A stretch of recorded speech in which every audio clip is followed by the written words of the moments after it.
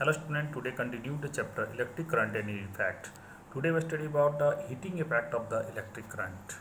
When electricity pass through the wire and produce the heat, it's called heating effect of the current. You know that when with the electricity pass by any wire produce heat, but the some special type of the wire produce lot of the heat will be observed by the easily, such as they are the made of the special LY, they get to call it nichrome, that they use for the they use for the making the irons, heater, and some other things which they produce heat. They use this type of the wire of the nichrome. Bulb, also use a special wire that's called tungsten.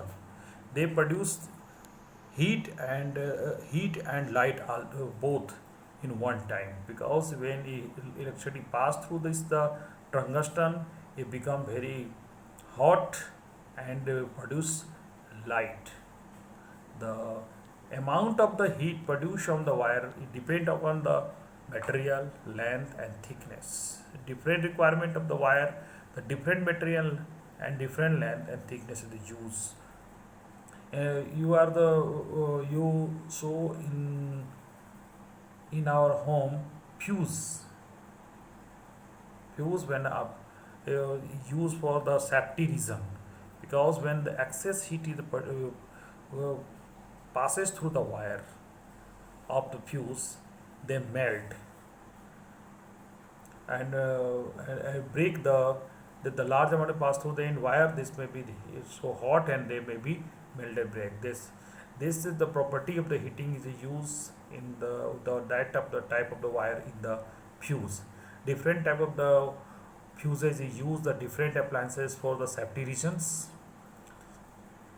बच्चों, इस chapter में हमने जाना कि heating effect of the current, मतलब कि अगर heating effect मतलब जब लाइट पर किसी भी वायर से अगर जाएगा तो वो हीट पैदा करता है। ऐसे तो सारे होता है, जितने भी इलेक्ट्रिसिटी पास करेगा तो लाइट गर्म होता है। जैसे आप देखे होंगे कि इलेक्ट्रिसिटी पास करता है, चाहे आप कोई भी अप्लायंसेस आपको घर में होगा, चाहे टीवी हो, मोबाइल हो, सारा में जब वो इलेक्ट्रिक करंट क्रॉस होता है, चाहे वो सेल के थ्रू जाए या आपका सप्लाई के थ्रू जाए, वो फिर भी वो हीट पैदा करता है।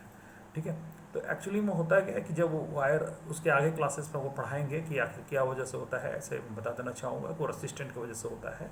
तो जिसका जितना ज़्यादा रेसिस्टेंट होगा वो ज़्यादा हीट पैदा करेगा।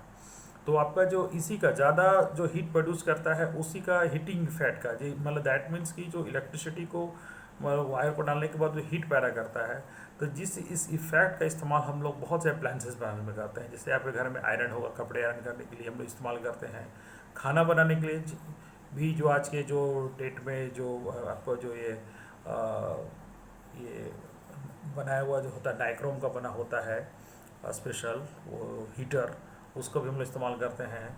ठीक है, आपका जो ठंडे के मौसम में पानी गर्म करने के लिए भी इस्तेमाल हम लोग करते हैं, उसमें भी आपका हीटिंग इफेक्ट का ही इस्तेमाल करते हैं। वो लेकिन वो स्पेशल टाइप का वायर होता है, उसको हम लोग नाइक्रोम कहते हैं। ठीक है, और ये देखिए आज के डेट में तो इसके देखिए इस पर स्पेशल दिखेगा। अगर ऐसे घर में प्रैक्टिस में ही कीजिएगा, क्योंकि इसमें करंट लगने का आपको चांस है। बल्ब जो है, बल्ब में भी वही होता है। वो जो पहले जो बल्ब आता था, आजकल तो बल्ब बहुत चेंज हो गया, क्योंकि वो हीट जो प्रोड्यूस करता था वो ज़्यादा एनर्जी लॉस करता था। आपको मालूम होना चाहिए पहले का जो बल्ब जो था, जो बल्ब को यहाँ फिगर दिया गया है, ये बल्ब एक मतलब ये 100 वाट से रहता था, 100 वाट कम से कम 100 वाट लेता था। लेकिन आज के डेट में ये बहुत ये इलेक्ट्रिसिटी का ज़्यादा मिसयूज़ होता था। आज के डेट में हम लोग CFL और CFL से भी ज़्यादा LED का इस्तेमाल करते हैं। इसको CFL को हम लोग कहते हैं इम्पैक्ट फ्लोरेसेंट लैम्प। ठीक है, लेकिन उसको भी आज के डेट में इस्तेमाल नहीं किया जाता है, क्योंकि उसमें भी मरकरी का इस्तेमाल होता था। आजकल उसके जगह हम लोग करते हैं LED, लाइट इमिटिंग डायोड, जो बहुत ही अच्छा है और सस्ता ही पड़ता है, जिससे क्या होता है कि इलेक्ट्रिसिटी का बचत बहुत ज़्यादा हो रहा है।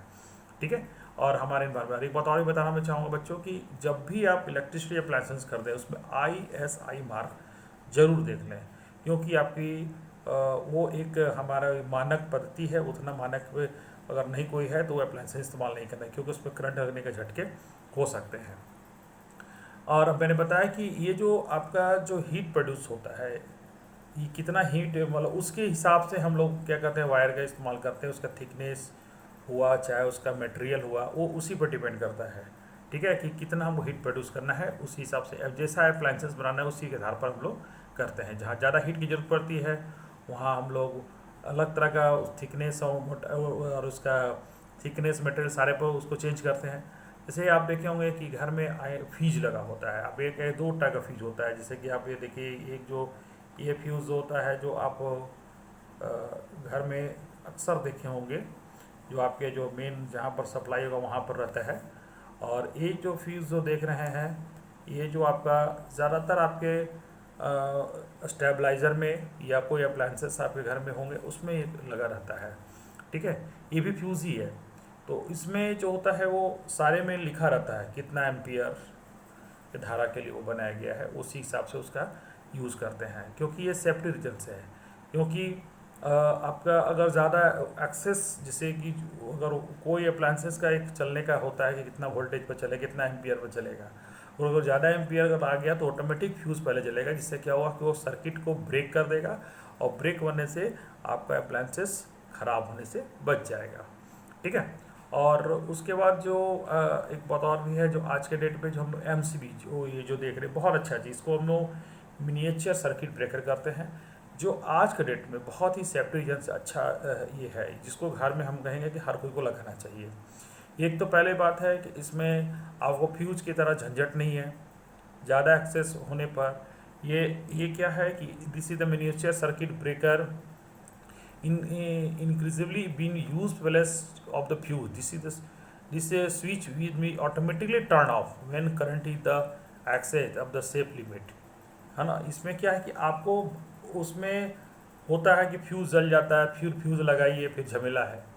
ठीक है, इसमें वो झमेला नहीं है। वो अगर आपका ज़्यादा हुआ तो ऑटोमेटिक ये क्या करेगा कि वो ये डाउन हो जाता है, तो हम लोग बोलते हैं एमसीबी गिर गया।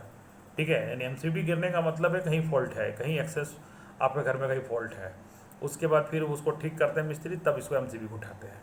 तो ये बहुत अच्छा चीज़ है जो आज के डेट में हर घर में इस्तेमाल करना चाहिए। अगर आपके घर में नहीं तो ज़रूर लगवाइएगा, कि ये बहुत बढ़िया चीज़ है। इससे एक तो पहले बात होता है कि ये बहुत सेफ़ है, इससे झटके लगने के भी काम चांस है। और आपको कारण क्या है कि घर में एनी टाइम आप रहेंगे नहीं, या कभी कोई कारण से कोई बाहर चले गए और घर में एक्सेस वोल्टेज हो गया, जैसे कि अभी थंडरिंग का समय जो है उसमें कभी कभार अचानक वोल्टेज बढ़ जाता है, तो उस समय में बहुत ही सेफ्टी रीजन से बहुत फ़ायदेमंद है।